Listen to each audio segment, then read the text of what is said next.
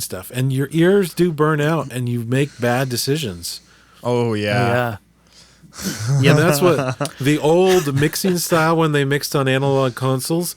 It was like you work on the mix until late at night, and then you leave everything set up. You leave for the day. You come back with fresh ears, and you finalize the mix, and then you work on the next one, and you do the same thing.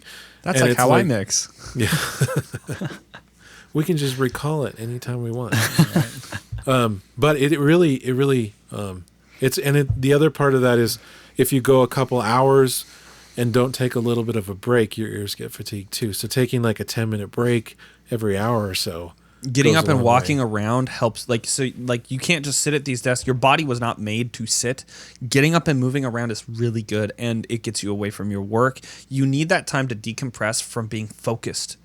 You have to realize your focus is like a muscle, and you can overexert that. And there have been days where I have worked all day on like festivals or all day at like just sound gigs where I'm pulling sound all day long, and I honestly can't even tell by the end of the day if I'm mixing well or not. I can't even tell if did I change that or not? Did I actually compress the drum? I can't even hear if I have. I can't even hear the EQ decision I made. Like I just bumped this 12 dB and I can't hear it. What the heck? It's a thing. Ear fatigue, man. Oh yeah, definitely. Yeah.